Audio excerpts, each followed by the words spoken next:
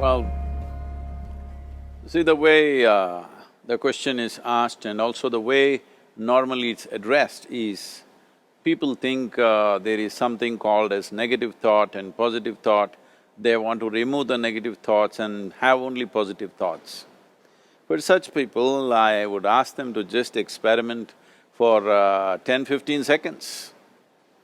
Let them forcefully remove one thought from their mind. For example, next 10 seconds,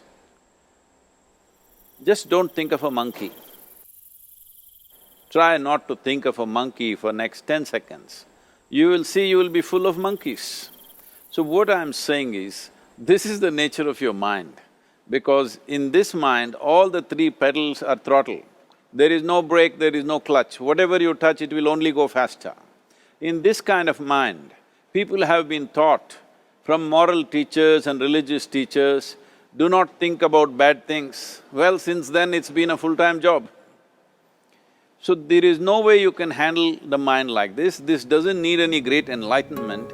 If you spend 2 minutes with your eyes closed, you will realize you cannot do anything forcefully with this mind. So, I want to remove negative thoughts. Do not ever go in this direction, because what you want to remove will become your quality. Always you will be on it. So what should I do? The thing is this, without understanding the fundamental mechanism of this mind, because our mind, human mind, is the most sophisticated computer on the planet. Even all the supercomputers have come out of this. When this is the case, is it not important that we understand the mechanics of how it functions? One simplistic aspect of how it functions is, there are no subtractions and divisions in our mind. There is only addition and multiplication. If you try to do something with it, it will say one more. If you try hard, it will multiply into many more. In this mind, you don't try to identify what is positive, what is negative and try to remove it. First of all, one needs to understand, this mind of yours, this body of yours is supposed to serve you. The life that you are is important. Body and mind are vehicles that must serve us. If you sit in a vehicle, it must go where you want to go. If it goes to its own destination, what is the point of such a vehicle? It's just a nuisance. Right now, most human beings are unfortunately experiencing this fantastic possibility of human mind as a nuisance, as a troublesome thing. Well, this is the most beautiful thing you have. It's just that you need to pay little attention as to how it functions. One simple thing is this. First and foremost process is, that's why we put out this process called Isha Kriya. This is to distance yourself from your physiological and psychological process. There is something called as you which exists. This is not a composite of all your thoughts and emotions and physiological processes. Beyond that, there is you. If you close your eyes, even if you cannot see anything, you're still there.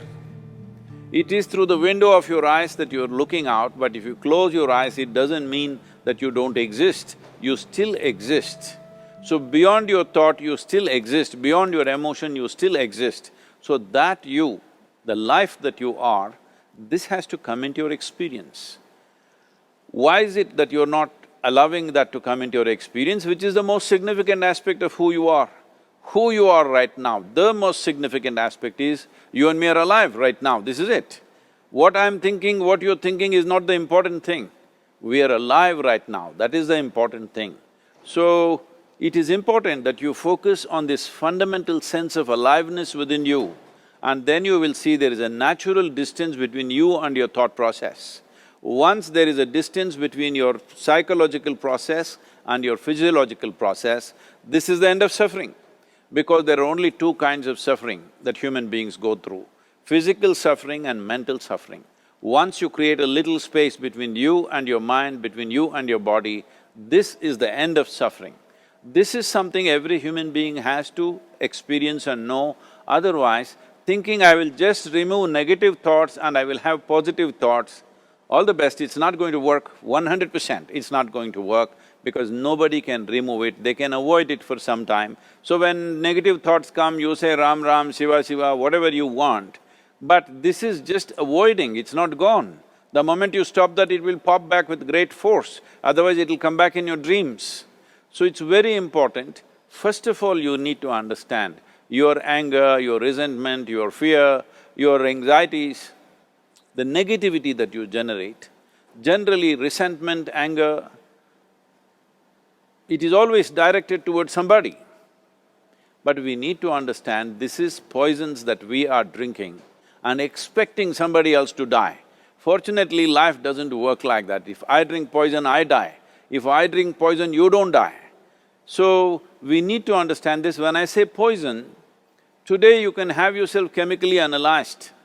Right now, what is your blood work, what it says?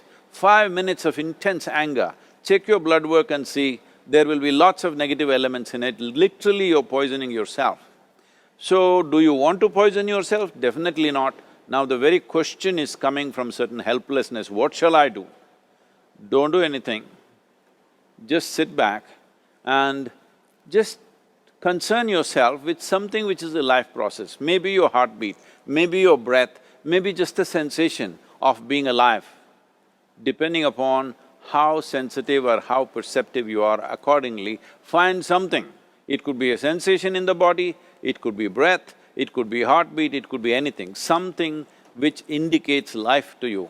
Just pay attention to that for some time. Slowly you will see there is a distinction between what is you and what you have gathered, which includes both your physiological and psychological possibility or mess, whatever you're made out of.